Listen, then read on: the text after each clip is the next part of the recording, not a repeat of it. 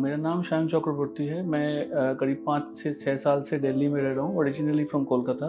तो मेरी मम्मी की ट्रीटमेंट दिल्ली में ही होती है। वो सीकेडी पेशेंट है, क्रोनिक किडनी डिजीज स्टेज 5, तो उनका डायलिसिस होता है। तो 26 मार्च को actually she fell down from an e rickshaw near Dwarka sector 11। तो उनके गिरने के बाद चोट आई थी सर पे, पैर पे, एल्बो पे। फिर 16 को ये दोबारा वॉशरूम पे जब गिर गई, थोड़ा सा कन्वल्शन सीजर टाइप का आया। तो 17 को जब डायलिसिस में लेके गए तो वहाँ पे शी वॉमिटेड फर्स्ट, पहली बार वॉमिटिंग हुई। फिर वहाँ से हमने सीटी स्कैन करवाया, सीटी स्कैन में आया internal haemorrhage and we had a good feedback about Akash. पहले भी हमने ओपीडी में काफ़ी सारे कंसल्टेशंस किए थे आकाश में, उनके बात करना बंद कर दिया था उन्होंने, रिएक्ट करना भी बंद कर दिया था। 20th अर्ली मॉर्निंग हमने इमरजेंसी में डायरेक्ट एडमिट करवाया उनको अंडर डॉक्टर चंद्रा।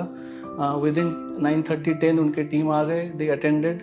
तो उन्होंने हमें सब एक्सप्लेन किया क्या करना है, एंड इफ़ द सिचुएशन डिटेरियोरेट्स तो उसी दिन ऑपरेट करेंगे या तो एक दिन और वेट करेंगे, क्योंकि इनका प्लेटलेट काउंट बहुत कम था। I am Dr. Nagesh Chandra, Senior Consultant and Head of Neurosurgery at Akash Super Speciality Hospital, Dwarka. यहाँ पे सारी जांचों के दौरान पता चला कि उनके दिमाग में ब्लीडिंग हो रखी है। लेकिन इसमें एक जो प्रॉब्लम आ रही थी हमें ब्लड क्लॉट निकालने के लिए, वो था कि इनको क्रोनिक किडनी डिसीज़ थी, जिसकी वजह से इनकी सर्जरी करना इनके लिए सेफ़ नहीं था, और साथ ही साथ इनके प्लेटलेट काउंट्स भी काफ़ी कम थे। फिर 3 बजे हमें कॉन्टैक्ट किया गया कि आज ही ऑपरेट करेंगे क्योंकि इनका सिचुएशन ख़राब हो रहा है। तो अराउंड 3:30 PM OT पे लेके गए। इमरजेंसी में शाम को प्लेटलेट की ज़रूरत पड़ी तो हम अरेंज उसी टाइम नहीं कर पाए for blood and platelet. Patient को आईसीयू शिफ्ट किया गया, और इस बीच इनके ऑपरेशन की तैयारी चल रही थी कि पेशेंट की कंडीशन डिटरेट हो गई और नाजुक हो गई। तो हमारे पास अभी प्लेटलेट्स भी अरेंज नहीं हो पाए थे कि हम इनको ओटी में लेना पड़ा। पेशेंट के फैमिली को सारे रिस्क बता के हम लोगों ने इनको ओटी में लिया।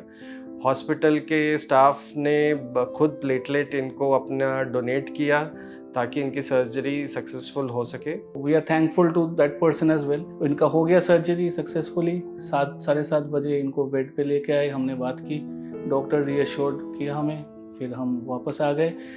21st 22nd she was in ICU। Condition भी इनका इम्प्रूव कर रहा था।